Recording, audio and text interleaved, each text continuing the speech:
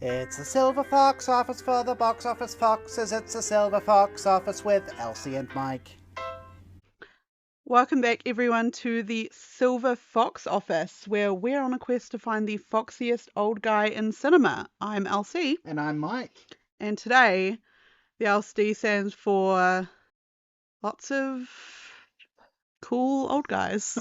I'm going to have to work on them. I don't know if you can tell that I haven't worked on them. We had talked about doing the LC stands for, and then And then I had to cut it last time because I accidentally made a reference that would have had harmful allegations against last time's Silver Fox, Steve Buscemi. Hi Steve.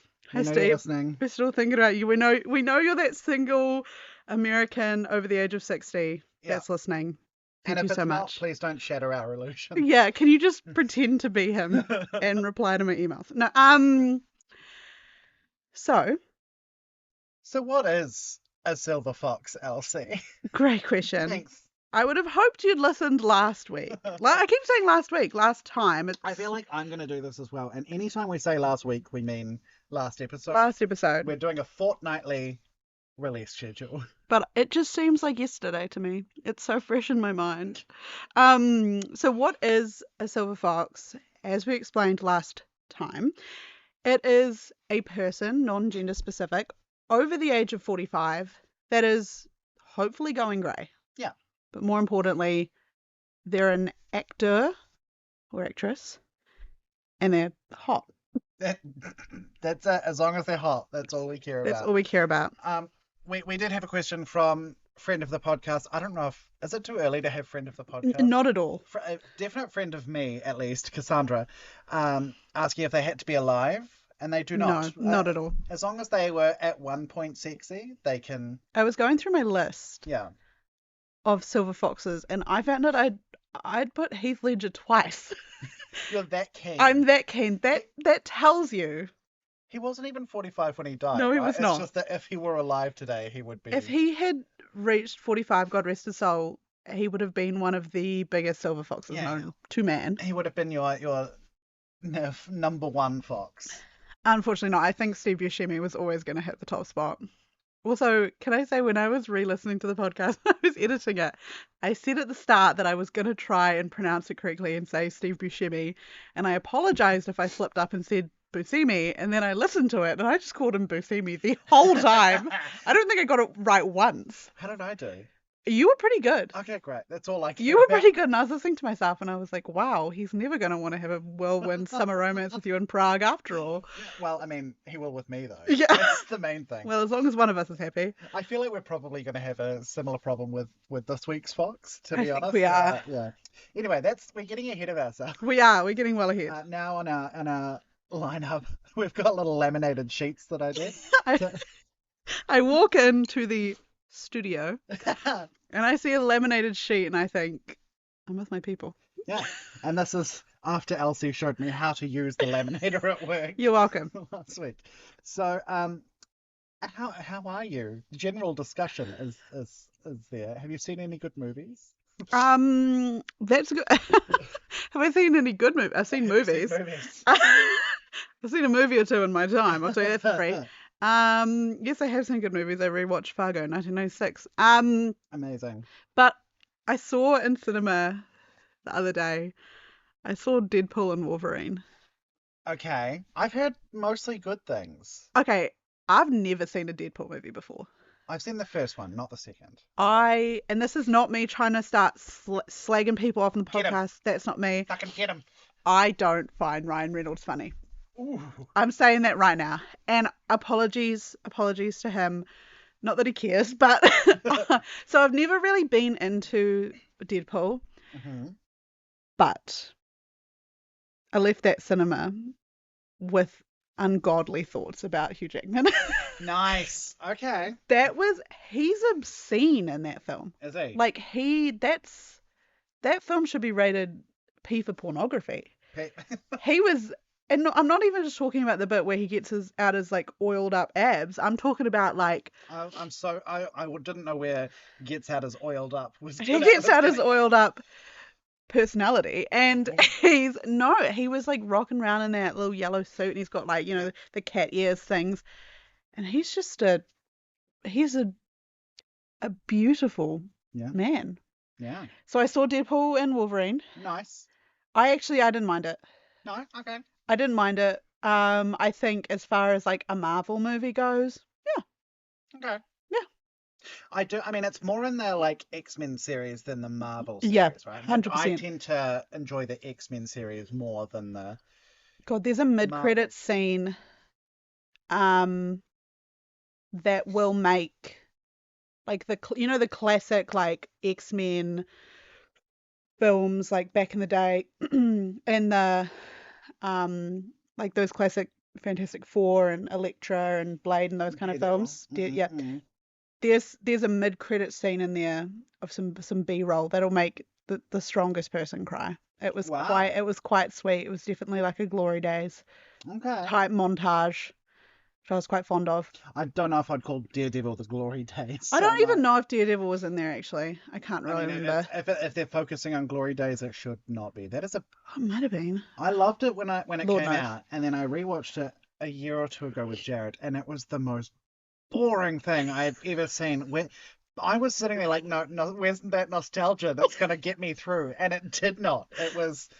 I felt all dressed up and nowhere to go. Nowhere to I was go. sitting there River to be back. Shit. Boo. Episode 2, ladies and gentlemen. Welcome back.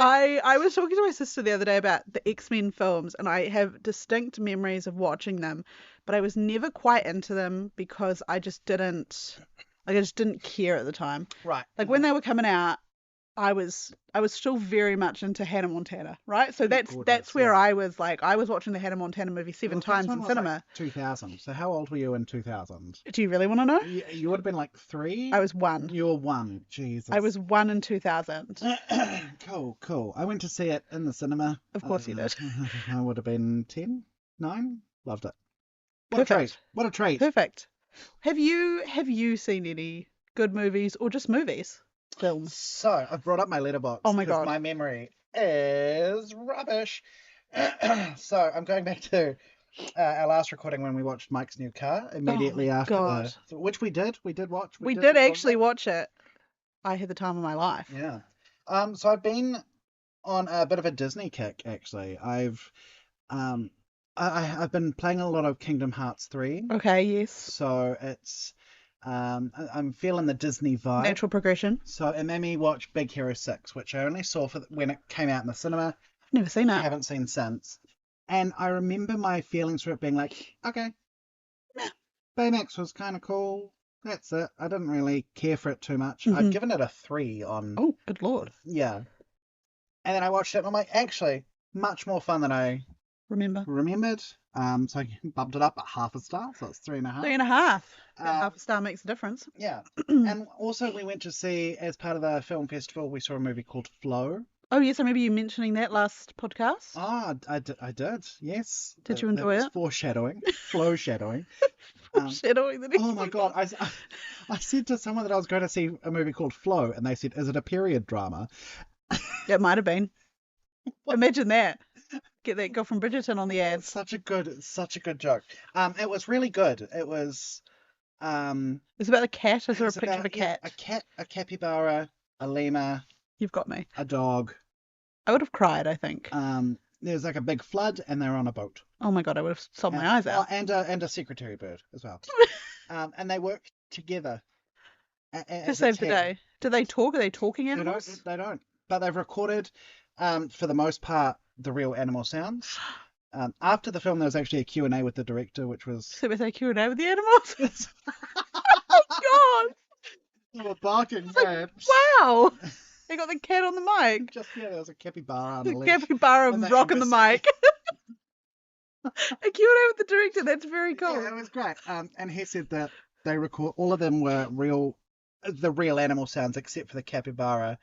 Because in the film, They had Glenn Powell. he was. If anyone knows who Glenn Powell is, I bet that joke would have gone in a hit. My brain said Glenn Close. She was there too.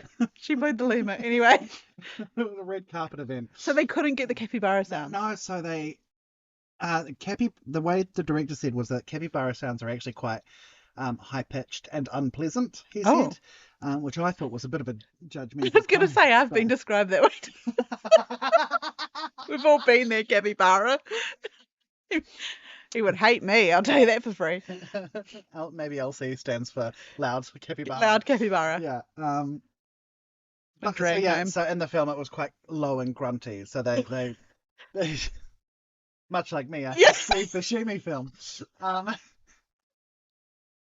We are watching Fargo 1996 for the 10th time. so that was really good. That wasn't Disney, but I've also gone and watched Tarzan and Lilo and Stitch. Tarzan. I have very fond memories of watching Tarzan with my sister growing up. We Mm. even had a. Do you remember when every Disney movie had a PC ROM computer game? Oh yes, I remember the PlayStation game for Tarzan. I spent many an hour in the computer room playing Tarzan Mm. on the computer. And it was a really, really fun game. Was that the side scroller where you have to like also collect the letters of his name? Yes. Yeah. Or maybe, yeah, and there was this game where you had to eat like papayas. I remember that very, very strongly. But the one thing from Tarzan is the soundtrack. Phil Collins stepped into that studio and masterful. said, I'm going to change lives. Masterful. And he did. It's really good, but I mean, I am a musical theatre fanboy, right? So it is a little bit like, oh, I wish the characters were singing the songs. Yeah. So that one bit where Carla, voiced by Glenn Close, Oh, sings the You'll Be in My start Heart. of "You'll Be in My Heart" is wonderful, and Moved. I really would have liked it to have carried on like that. But was actually a Broadway musical of Tarzan where the characters did sing, Did and sing. it didn't work. Oh, okay. So it's Maybe he was onto something. maybe He'd foreshadowed his own musical. yeah, Because wasn't Rosie O'Donnell Turk? Yeah, Turkina. I feel like didn't she sing in the movie? Or am I making that up? No, but that she had a number that's Trash in the Camp, which is like they're making. Trashing the Camp Yeah. that's what I'm thinking of. I used to love Trashing the Camp when I was a kid, and they used to make all the music with like the little the Yeah. pots and pans and stuff, I suppose she is singing because She does sing a little bit. which is what you were doing earlier when you That's my. you were doing your Turkina We impression. definitely can't cut that out. I wanted to keep it in so I can refer back to it. Oh, great, good. Because otherwise it won't make sense. Just me having a stroke on mic and they're like, yeah, great stuff. Yeah. Great material. And then we'll come back next week. It's just with Elsie and Mike's memory. Elsie and the ghost of mine. R.I.P. in peace. We get the Ouija board out. And Whoopi Goldberg. In the studio. Whoopi Goldberg's here, and then I get out the pottery wheel, and the rest is history. Somebody called Patrick Swayze. Well, we're We're definitely not talking about dead foxes. dead foxes. Patrick Swayze, R.I.P. R.I.P. Foxy dead man. Wow. So insensitive. So, sorry to his family. The other thing I did want to say actually is Yes. Over the weekend, a couple of friends and I went down to Christchurch to see the musical Fun Home at the Court Theatre. If you're in Christchurch, if you're going to be around in Christchurch, go see it. It was God. absolutely phenomenal. It's a show I love anyway, so getting to see it was really cool, and it was just an awesome production of it. That's really fun. Really loved Get it. to support some at-home talent. Yeah, not a film, but still, worth. Still very important. Yeah, I cannot wait to look it up. I cannot wait to Google it great, do so. and read the Wikipedia page about the actual. Is it a musical? Yeah. It's a musical. A musical. It's based on. Do you know the Bechdel test? Yeah. Do I know the Bechdel test? Yeah. So Alison Bechdel is a cartoonist mostly, Oh, really? and she wrote a memoir graphic novel called Fun Home, and the musical is based on that. So it's about her life and her relationship with her father. That And makes a it's lot of sense. So heartbreaking, so sad, and so good, and just scrummy, beautiful, I can't wait. brilliant. I want it even more now, and I know that it's about the Bechdel test. And our podcast consistently fails the Bechdel And test. it seems I am not a woman. Just two gals. Just a couple of gal pals. Couple of gals. Okay, so I feel like, Mike, did you want to go over? I feel like we've talked about the premise of choosing Yeah, of what a silver fox is. yeah.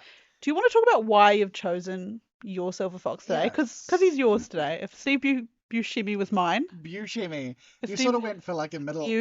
Steve Buscemi, Yeah, if Steve Babe Shemi was mine. yeah. Steve boyfriend Shemi. So He is yours. last week I picked Jeff Goldblum.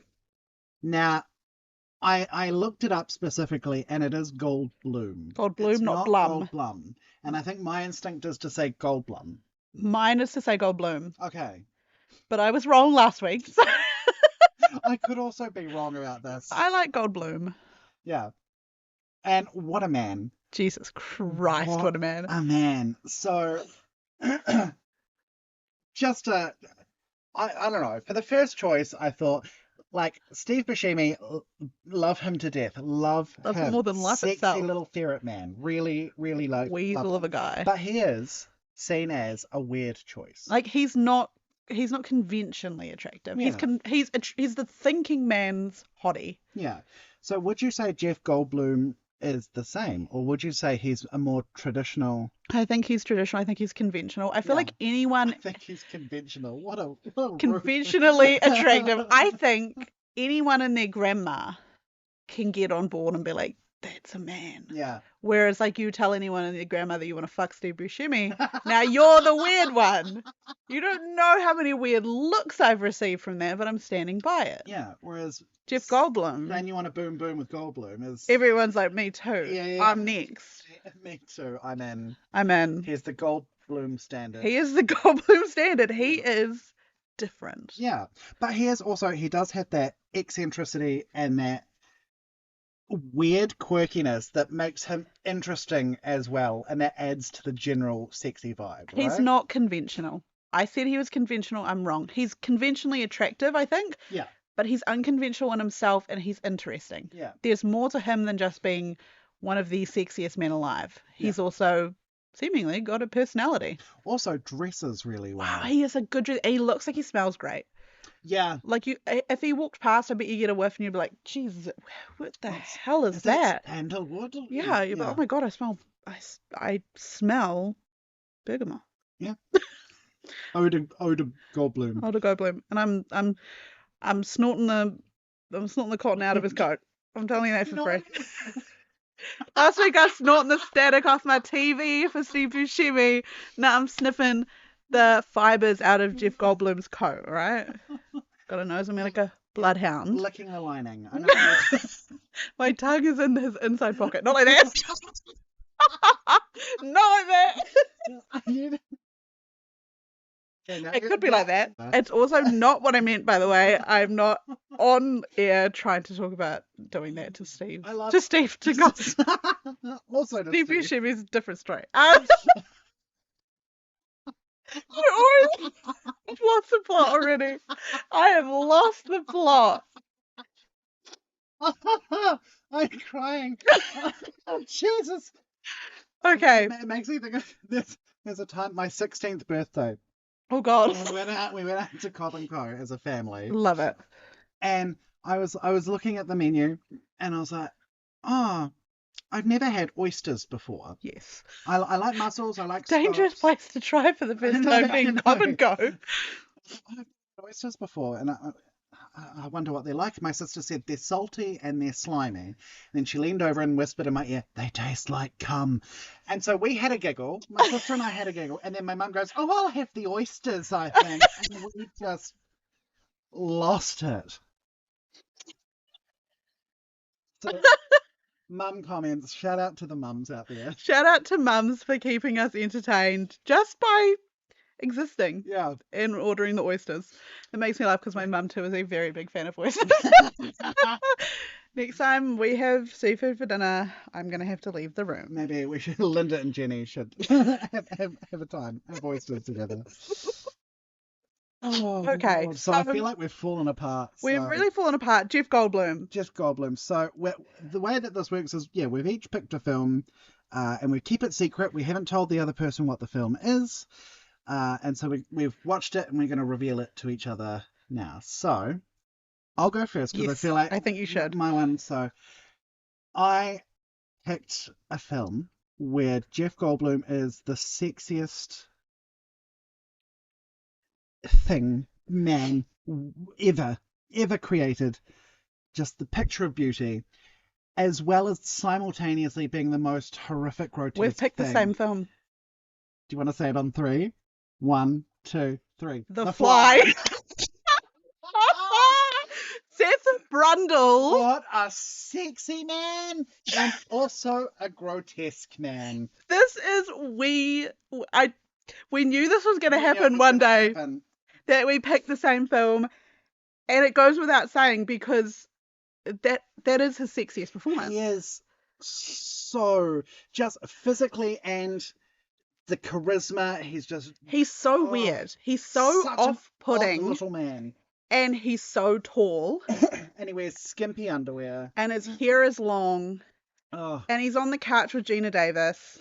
who is also fully in Silver Fox territory. Also a Outrageously gorgeous, beautiful woman. Oh, And he's got that funky little mullet. yeah, He wears the same suit every day, yep, and you just love to see it. No, I thought it was going to be a controversial pick yeah. because I was like, he is filthy disgusting by the end, and and truly, filthy disgusting at the start. Truly, not even in a like, oh, he's so filthy, I love it kind of way, and just violent. Like it's disgusting. Yeah. I was in a shambles on the couch. I had never seen it until like a couple nights ago. Yeah.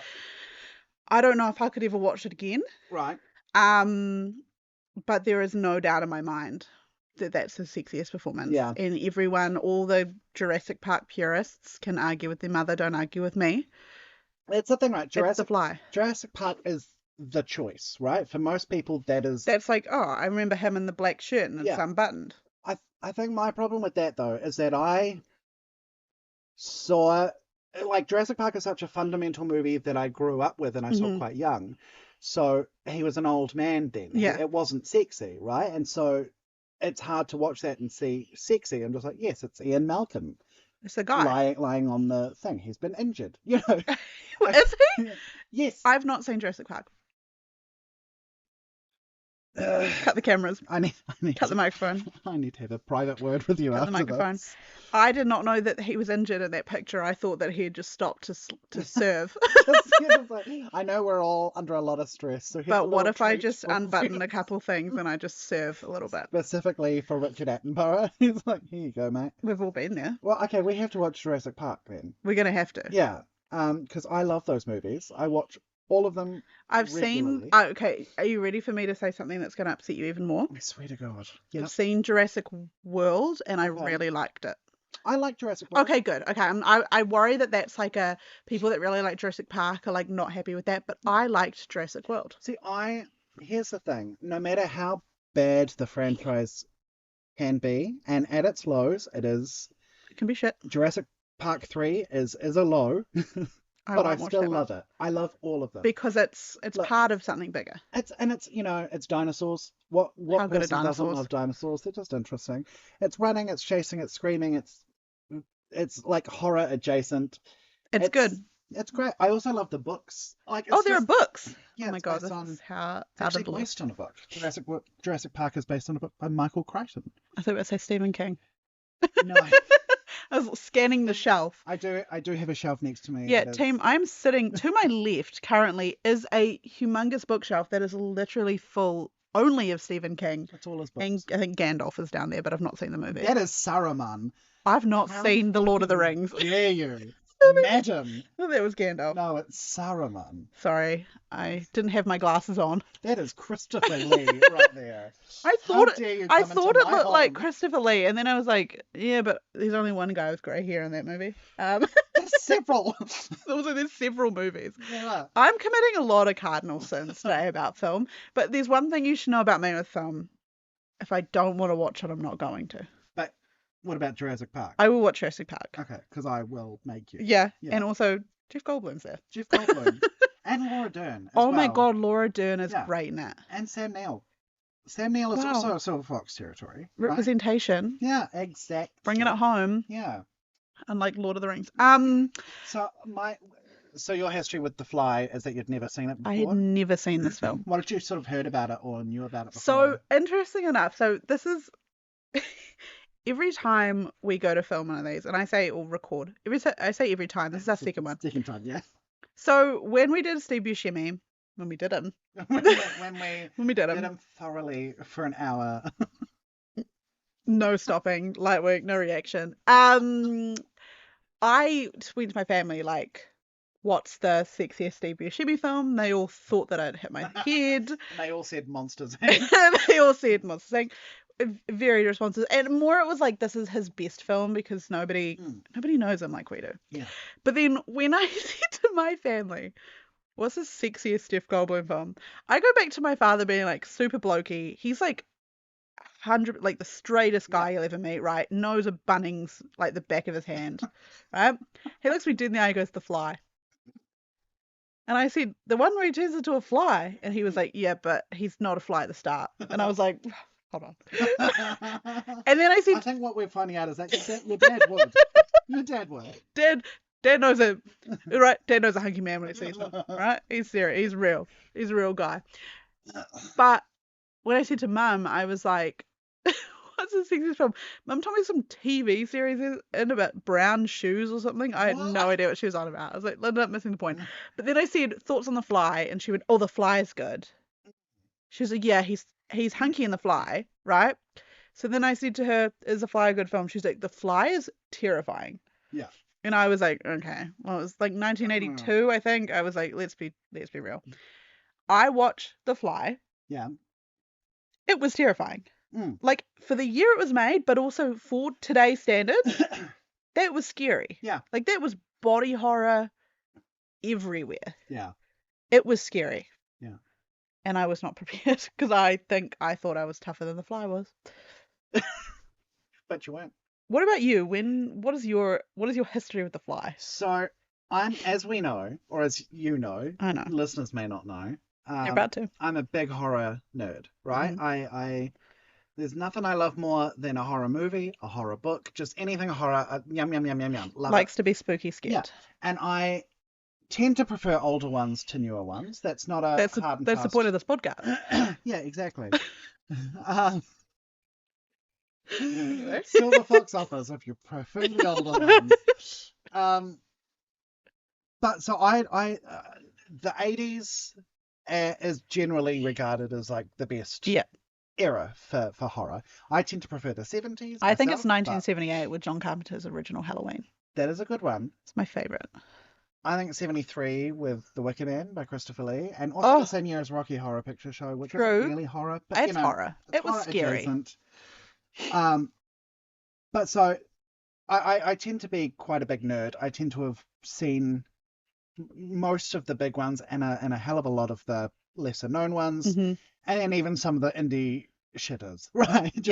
I've seen lots across the spectrum. You've seen Sleepaway Camp? I have seen Sleepaway Camp. Sleepaway Camp and I've seen Sleepaway Camp 2. Okay, I've only seen the first one. That was enough. Richard, Angela. The aunt is amazing. Oh, is it Richard? Oh no. I think, is it Richard? The only thing I remember from Sleepaway Camp, apart from the obvious, is the bit where they're playing baseball and one kid tells the other to eat shit and live. Yeah. That's a killer line. I use that all the time. Pretty rough. She says it all the time at work in a professional environment. I say it, I walk through the doors, somebody looks me in the eye and I say eat shit and live. Yeah, I'm like, don't look at me. See, how do I use the laminator? And says, I say eat shit and live. So don't look me in the eye, first of all. Yeah. But so The Fly was actually a big blind spot. I hadn't seen The Fly. You hadn't seen it? I hadn't. There's a lot of David Cronenberg's that I hadn't seen, right? I've seen The Dead Zone, which is the Stephen King one. Naturally. So, and that was less about seeing it because it's a Cronenberg film and more because it's Stephen King. Bookshelf prevails. Yeah. And he has a cameo at the very start of Jason X, right? Oh my God. The Friday the 13th movie where Jason goes to space. Which is hands down my favourite in the franchise. Naturally. I will brook no argument. That's a natural progression for a slasher villain, is to go to space. Yeah. But other than that, I hadn't seen any of his films. I knew his reputation as like the body horror guy. But you hadn't seen The Fly. So I hadn't seen The Fly. And not too long ago, I sort of went through and I was watching. Every so often, I tick off a few of my blind spots, right? So, I watched a few Cronenberg films. I watched The Brood and I watched Scanners. Never heard of either of those. Both of which are Cronenberg's. Both of which are cult classic horror films from the 70s and 80s. Okay. The Brood has Oliver Reed in it. Like, It's a big deal. big deal. There are people out there that are shitting pants right now. Oliver Reed. And You're watching the I Cronenberg. watched them, and both of them, I was like, these are big, classic indie, slightly more indie, known for really big. Like Scanners has a really famous head explosion, Oh which my is God, love it. so they've both got these really gritty little things that they're really known for. And I watched both of these films, and both of them I went, eh. Yeah. Scanners I actively disliked, Yeah. and The Brood I just couldn't get into. And so I was quite hesitant about watching a Cronenberg film that I hadn't seen because I don't have the nostalgia for it. And also there's just a lot of pressure to be like, this is Yeah. one of the totem poles of the genre, right? And I watched it. I watched The Fly, and I loved it. I thought it Yeah. was so good. It was a good horror film Yeah. for the time that it came out and what they were attempting to do with it. It was very good, and I don't think you could have made that film modern day. Yeah. You could not make something as campy as that. It works on the basis that we didn't know too much about like science fiction at the time, Yeah. what he was talking about. The suspension of disbelief makes it, I think. And also, I'm going to go out here and say, and I know it's his film, but Jeff Goldblum carries. Yeah. If it wasn't Jeff Goldblum in that role, wouldn't be nearly as successful as it is. No, and I think it is a lot of it is the chemistry between him and Gina Davis as well, because Gina Davis is just phenomenal. I think either of them could have chemistry with a mop, to be frankly honest. Yeah. But also, I think like the role of Seth Brundle at the start, he's that weirdo. He's a little freak. He's the scientist. He's odd, but he's still got enough charisma about him. As the kids would say these days, he's got Riz. The Riz. He's got Riz and spades, right? Which took me a long time to figure out. He's got Riz and spades, right? I heard someone say the Riz, and then someone else went, "Oh, the old razzle dazzle." Not quite. That's what I think whenever I hear Riz. Is the old razzle dazzle. Well, he's got the old razzle dazzle. Exactly. Does. And it's the off-putting Riz that he has. Yeah. But then I also think that lends itself really well to The Fly, like at the end where he starts to become a piece of shit. Yeah. And he's acting out. I think that Jeff Goldblum as an actor had the ability to play both roles so well. And they're meant to be so set apart. They're meant to be so different. And you need somebody like Jeff Goldblum that is able to bring both of them to life in such a short space of time, that it's such a stark juxtaposition between Seth Brundle and The Fly. Brundlefly, yeah. Brundlefly, and then what do they call him at the end when he's like got the door stuck on him? Brundle thing or something like that? Maybe. I don't know. I did a bit of research about it. I love a bit of pop culture. I love like pop culture trivia, that kind of stuff. Like reading the trivia on an IMDb page is my idea of a good Friday night. I mean, it does also like tie into that. It's like a stereotype or a stock character type thing. That's it. Stock character of the horror sci-fi genre, right? There's the mad scientist that experiments on themselves or goes against God or whatever, right? So there's the Frankensteins and the Jekyll and Hydes, and so it's just another one in that another one in that category, right? Like that mad scientist, and it just the whole thing of man's hubris and man versus technology, and it's a classic and it works. And also the idea that he feels like he's got it in the bag. He's going to be the first to do this. He's very secretive about it. He doesn't want Gina Davis to take it to her creepy editor or whatever, whoever the hell that guy was. Also, what the fuck? It's Stathis? Oh my God. Well, I didn't really know who the hell he was because I don't think I was properly listening, but he kept rearing his head and I was like, get rid of this guy. He proved to be quite useful, didn't he? But I think, Seth's hubris is he's going to be the first to do this. He's very secretive about it, and it all gets foiled over something so small as a housefly.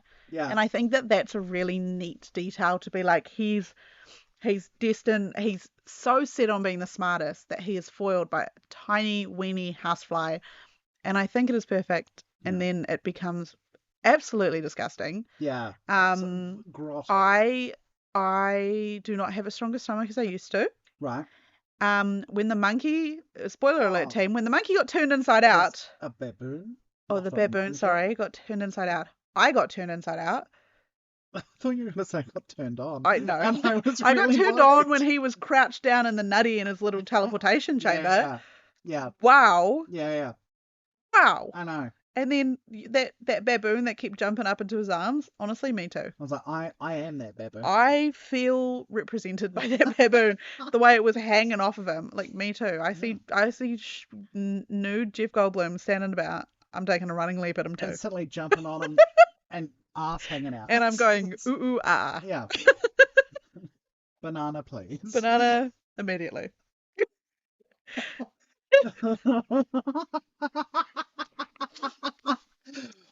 It's gone downhill so quickly, but I also expected nothing less. I feel like it was never uphill. I feel like we started it downhill and we're actively digging. We are Sisyphus trying to push the rock up the hill, but more rocks of more hunky old men just keep flying down at us. We're just going to keep shoving. Getting them in the face. Okay. Oh, jeez. Is it time for a Fox fact? Do you have one? Yes. You do have one? Well, I looked up and you. I found a website that had some of the most boring facts. Oh no, something I wanted to say. When I was a kid, I actually had a toy from this movie. From The Fly? From The Fly. What? And I can even show you. I've brought up a picture. We'll have to put it on Instagram. We can load this up. I'm not entirely sure what year it was from. But that's it there. Ooh. Yeah, so I had this toy, and it is of Brundlefly. It's in the movie Maniacs line. And so I had that before I'd even seen the film or knew anything about it. I just thought it was a cool looking You just toy. thought that you just wanted the Brundlefly. Yeah, you were connected. It was from the year 2000. So it's old. It's younger than I am by it is a hair's breadth. By a smidge. So yeah, that was another reason in my another part of my history. I love that you had a Brundlefly. I know. I have gone on to Jeff Goldblum's IMDb trivia to find a Fox fact. In case you're wondering what the hell is a Fox fact, we say facts about a fox. Now, I was quite proud last time I was able to organically bring a Steve Buscemi Fox fact. This time, I'm not so clued up on Jeff Goldblum. I'll be honest, I did look up, a while ago I looked up a page that was like 43 facts about Jeff Goldblum, and I was like, great, that sounds... And they all sucked? Like a bit of me. They all sucked. They're like, he's left-handed or something. Yeah, it's like... which I don't know, that's probably a lie. Jeff Goldblum has appeared in several blockbuster franchises. Yeah, correct. That's why we're here. That's one fact. He played the iconic character Dr. Ian Malcolm in Jurassic Park. It's another fact. Did you write this? He has a star on the Walk of Fame. One would hope so. He has a distinctive laugh that is often imitated. Yeah, so do you, but you don't have making a website about it. Imitated? You don't know what I get up to. Please imitate my laugh right now. I feel like it's something like... Oh my god, I'm not really good at imitating laughs. We did imitations last episode. It's a natural progression. It's something like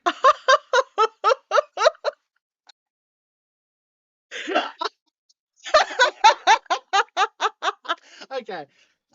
I was close. Okay, no cigar, but I was close. It'll play. I have a decent amount of laughs, and that is an accurate representation of one of them, I would say. I've just found here he was engaged to Laura Dern. He was.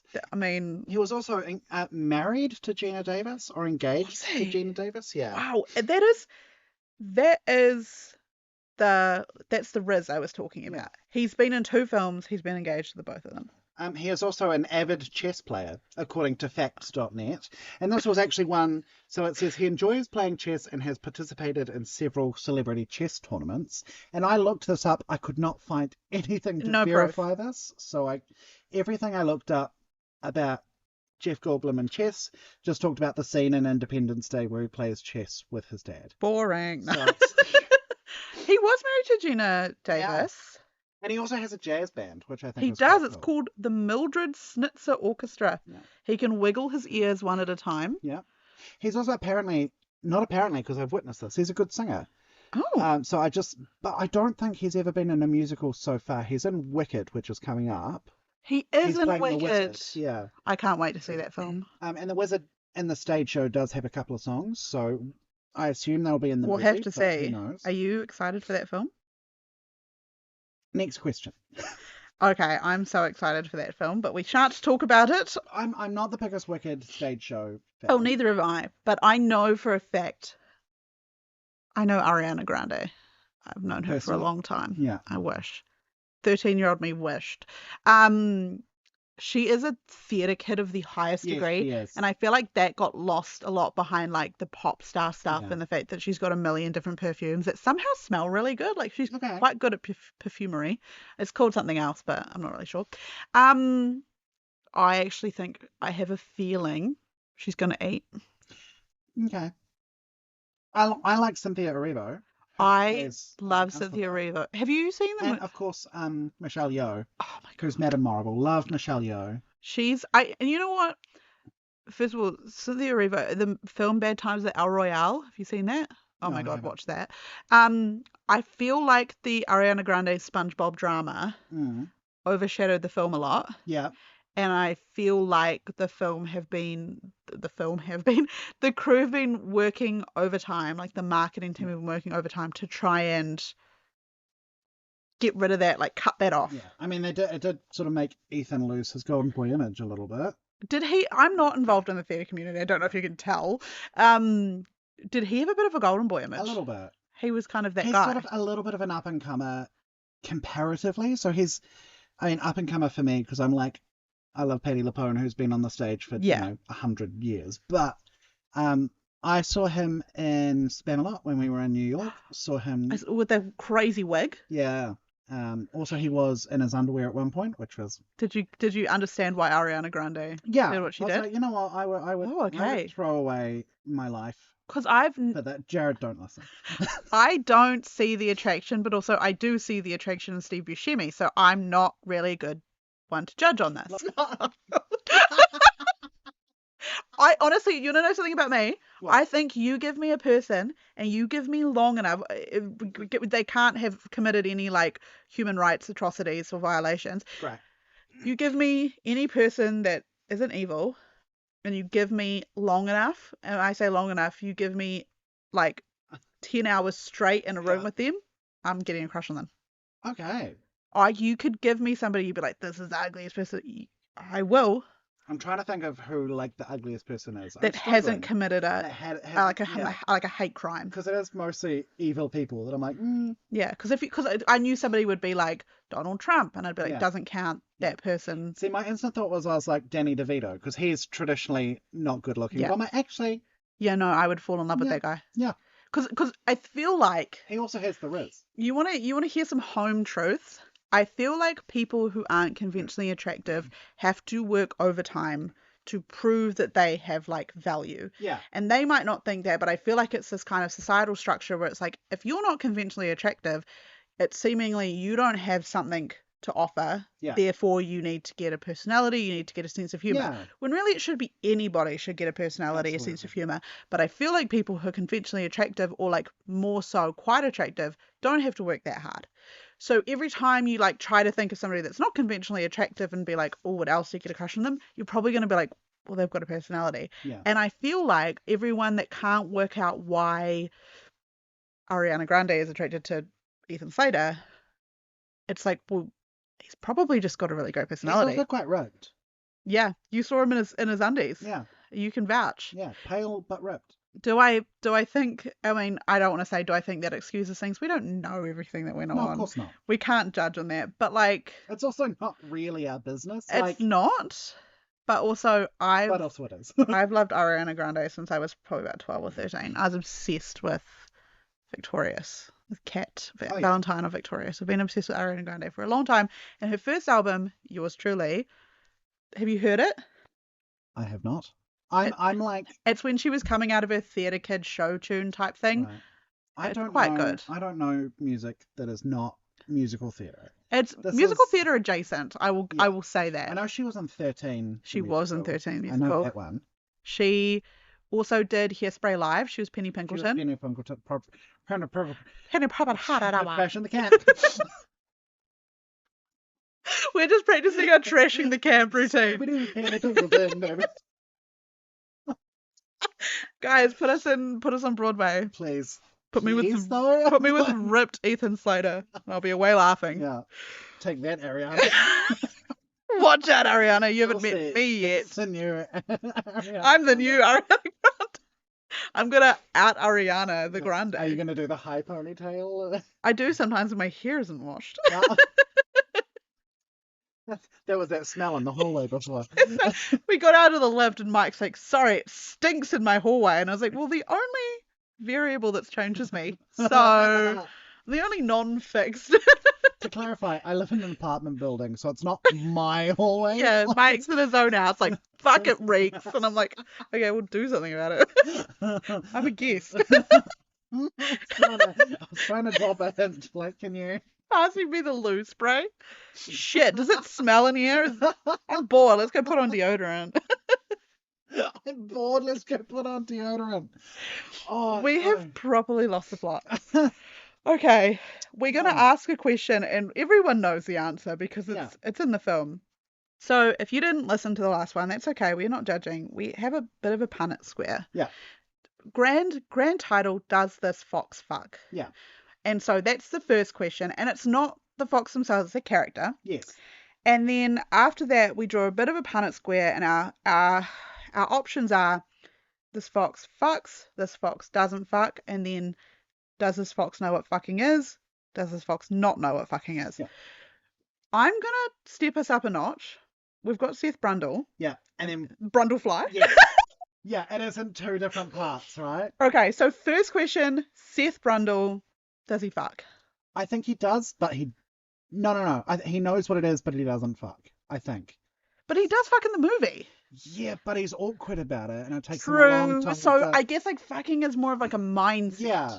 Yes. Than like actually doing the deed. Yeah, it's not like we know that he does have intercourse, but I feel like you look at him and you're like, that guy obviously fucks. Look at him, but then you're like, well, actually, he's the opposite of Steve Buscemi. yeah, Where it's like you look at Steve Buscemi, you're like, what? And then you get talking to him, you're like, oh yeah. And then, but you look at Seth Brundle and you're like, oh yeah. And then you get talking to him, you're like, what? yeah, So because he was pretty creepy with he was Jenna Davis odd. Like at he the like start. locked her in his house.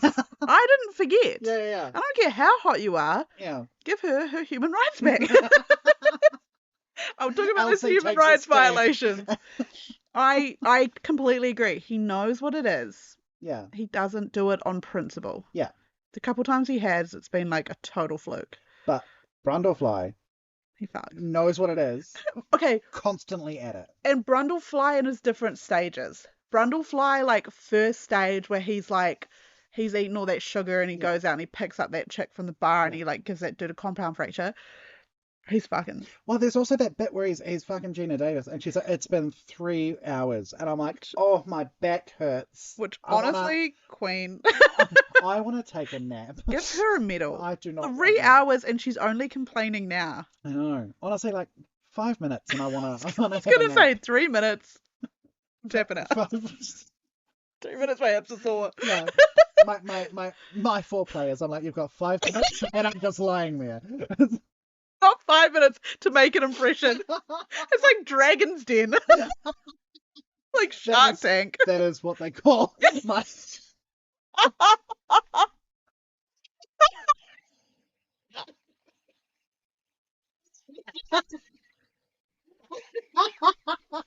Oh my god!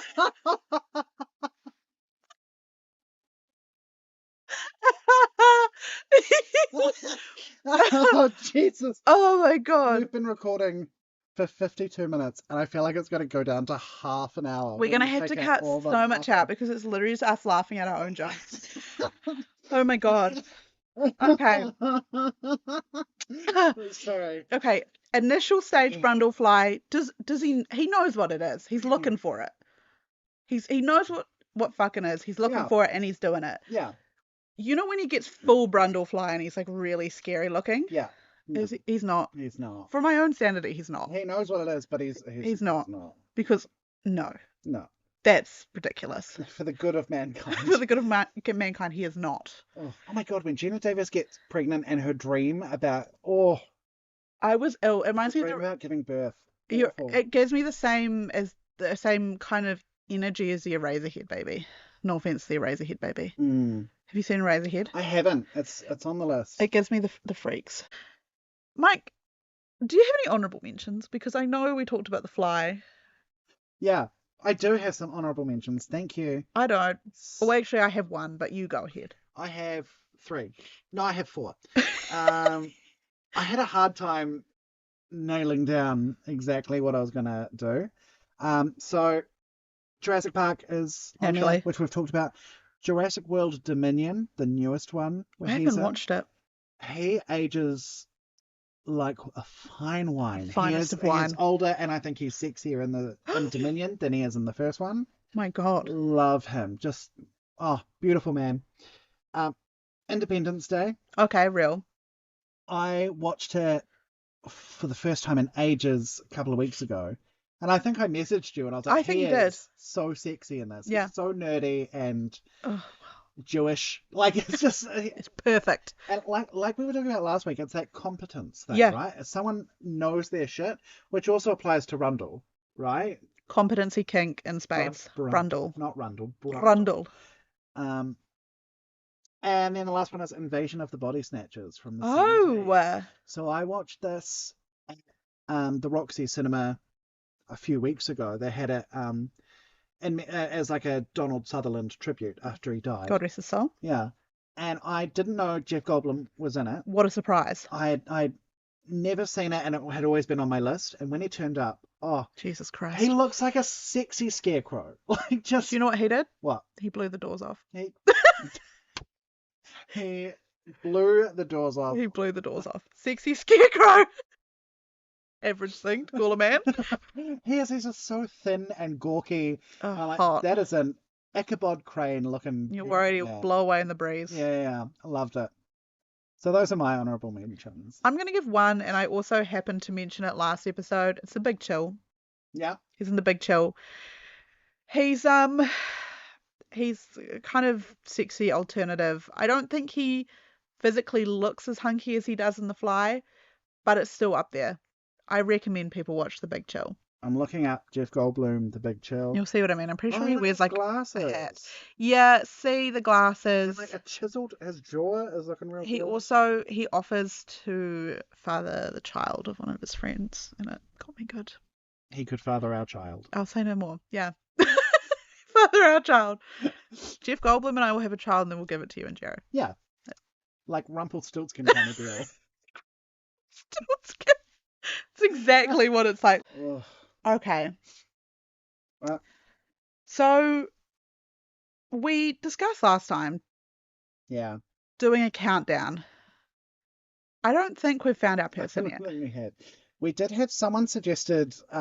Someone said that their Silver Fox pick would be Christopher Plummer, but he was 45 like 100 years ago. So, and he's dead now. So I don't. I think that countdown is done. I think that one's done. I don't think she is suggesting it for the countdown, just in general. But just in general. So I think we've got a... I need to find this because I can't find my list. My vote is still early 2000s heartthrob Chad Michael Murray. I think I'm totally fine with that. I think we can go with that. I need to find my list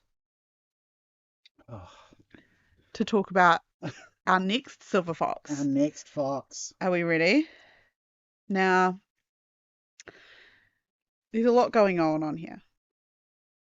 But I'm just going to have to make a choice.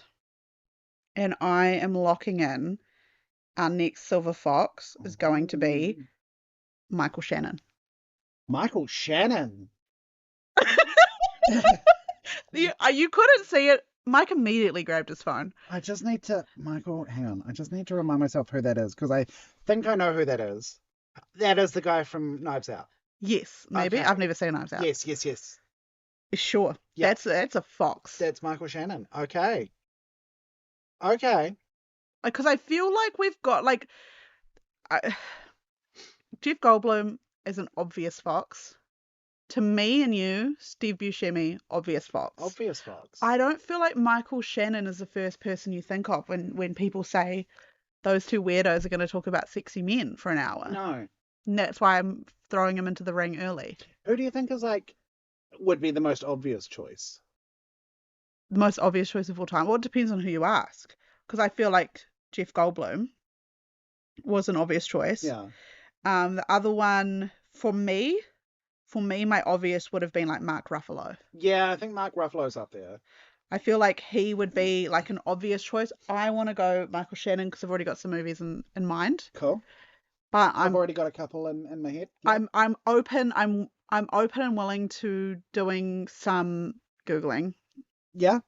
And seeing if there's anything new out there. But I've got one locked in the front of my mind. Firmly in the Dragon's Den. In the Dragon's Den. Great. Well, I'm excited for Michael Shannon. Obviously, if you have foxes that you want to recommend to us, we would love to hear them. Drop us a line. So we've got an Instagram at the Silver Fox Office. Yep, and we've got an email address which is silverfoxoffice@gmail.com. Yeah. So reach out, tell us your fox, and we would love to hear it. We would love to hear it. I'm so excited for Michael Shannon though. He's not one that I'm overly familiar with, so it'll be nice to He's tall. And I've seen him with a mustache. He does, yeah. Say no more. Great. Tall and with a mustache. I'm quite excited for Michael Shannon. He's also got quite a good filmography. Having a quick squiz, it does look pretty decent. And this is what I mean by him not being a very common, because I feel like once again, Jeff Goldblum, he's quite well memed, as is our Steve Buscemi. Yes. They're quite often talked about.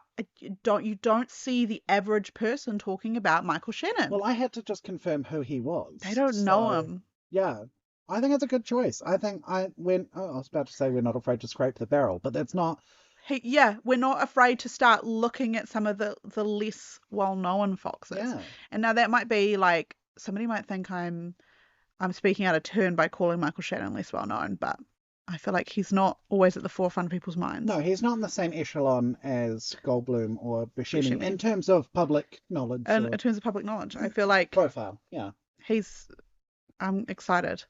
Yeah. For the Michael Shannon bonanza. Shenanathon. The Shenanathon? Michael Shenanathon.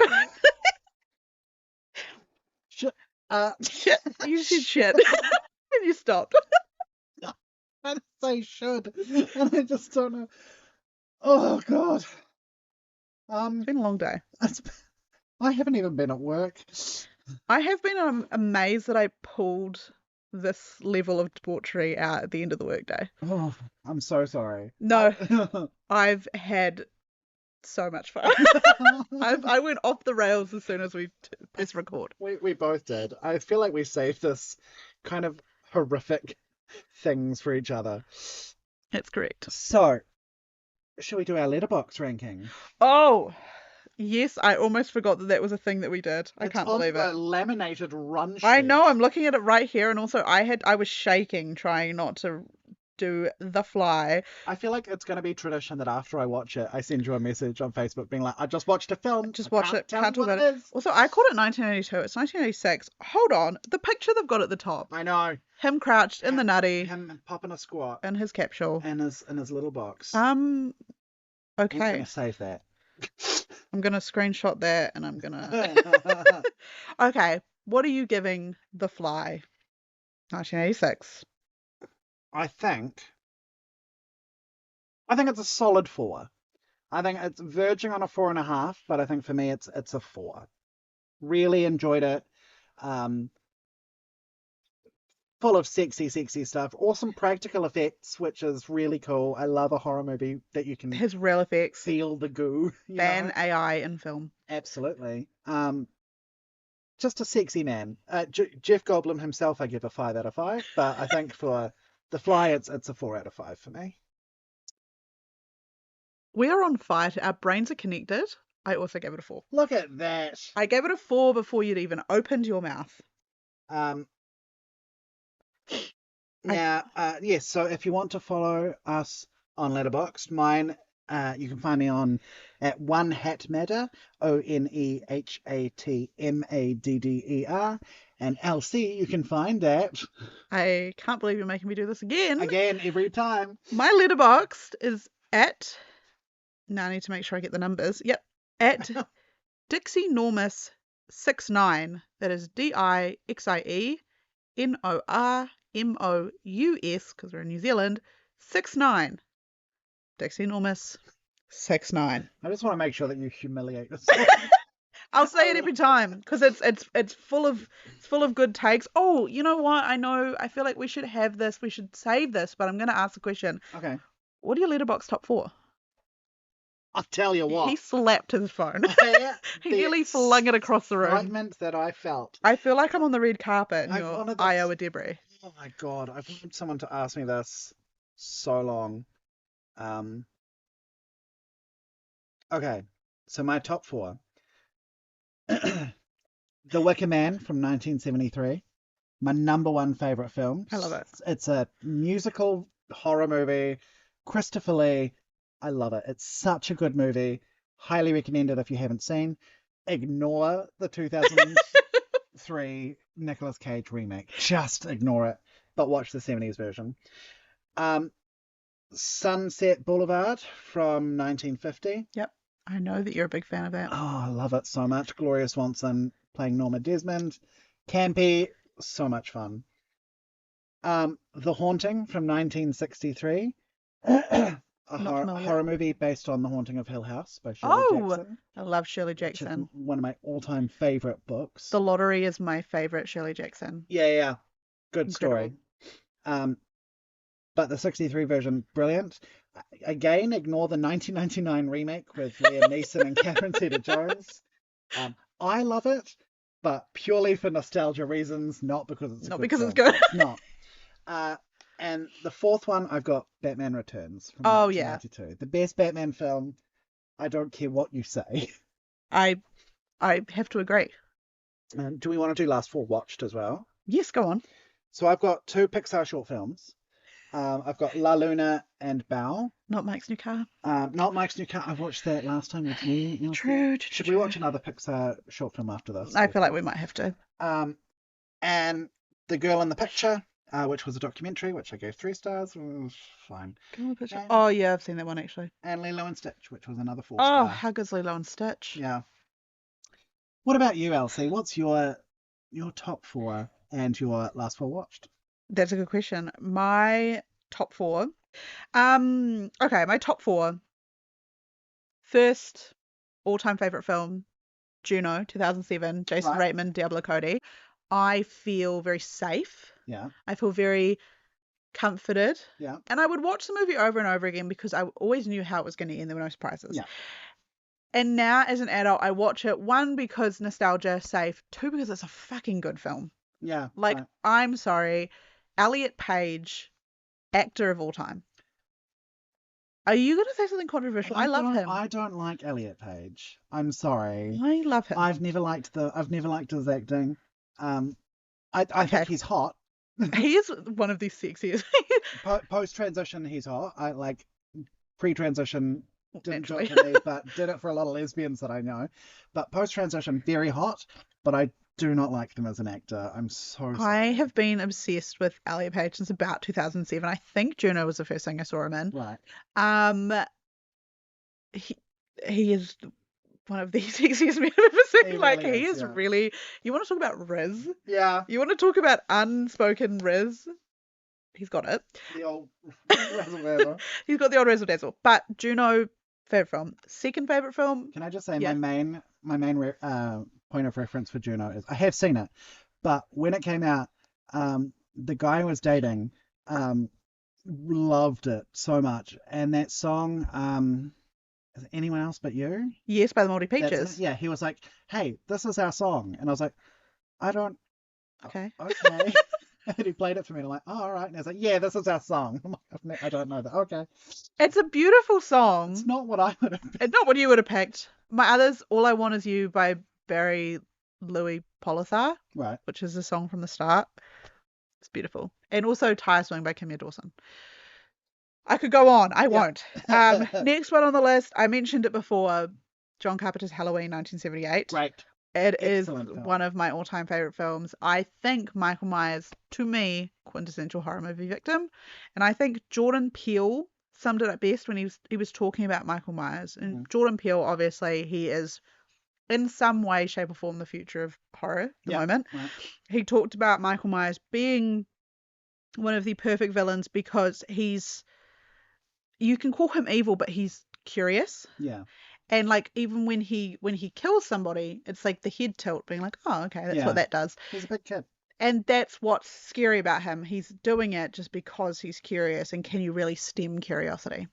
I love that film. I think they're interested. The thing as well, if you look at like what I would say are the 4 franchises in the same sort of area. So we're looking at Halloween with Michael Myers, Friday the 13th Freddy. with Freddy Krueger. Jason Voorhees. Oh, Friday the 13th. I thought you said Nightmare on Elm Street. Oh my God, I nearly got kicked out. Straight with Freddy Krueger. Freddy Krueger. And I'm going to say Child's Play with Chucky. I'm not including Ghostface because it's a different person every time, so it doesn't quite. Because I thought you were going to say Hellraiser with Pinhead. Also not quite in the same realm. Yeah. Because I think if you think of like serial killer thing that cannot be stopped. Yeah. And Hellraiser is because there's more lore, supernatural, more lore to it. It's not quite in the same. I agree. However, Jaws can be counted as a slasher, which I love. It can be. Yeah. So if we're looking at those 4, I think that Halloween, the highs are the best. Yes. Halloween 1 is one of the best of all time. I also really like H2O. I know you don't like it at all. No, I don't. Years later, but I think it's really good. I think it's a cardinal sin. But its lows are the lowest in the in all of the franchises, I'd say. So it has the most peaks. It has the most peaks and troughs. Yeah. But I think if you're going like purist 1978, it's a bloody good film. Yeah, it's really good. Really enjoy it. My third film, you can't tell me otherwise on this one. Okay. I don't think you will, but it's one of my favorite films. It's Sofia Coppola's The Virgin Suicides, 1999. I haven't seen it, so I can't tell you otherwise. It is. I watched it when I was probably, for the first time when I was 16, which I would argue was a great time to watch it. That feels like it's the right age, yeah. I love that film, and I know that everyone talks about, oh, Kirsten Dunst is like Lisbon, da-da-da. My favourite Lisbon sister is Mary. She was played by AJ Cook, who everyone knows as JJ from Criminal Minds, the TV series. I think that film is... The best thing about it is I'm a little bit of a sadist. I've recommended a lot of straight guys watch it, and they've hated it. Yeah. And I think that is essential to the film. They're just desserts. Straight men need to be unhappy. That is the crux of the film. Is like even like I don't mean that straight men. I'm sorry. Keep listening. We love you. In fact, teenage Mike loved you too much. That's what led us here. Yeah. I think because in the film, the boys across the road, you'll get this when you watch it. They don't understand the Lisbon sisters. Right. So then when a lot of guys it sounds like you keep saying the lesbian sisters, but you're saying Lisbon. Lisbon sisters. Lisbon sisters. Okay. Lux and Mary and Bonnie and Therese and Celius. Yeah. The boys don't get them.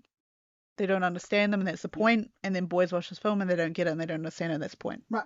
And then I know that there are going to be the straight guys out there like, I got it. I understood it. Okay, cool.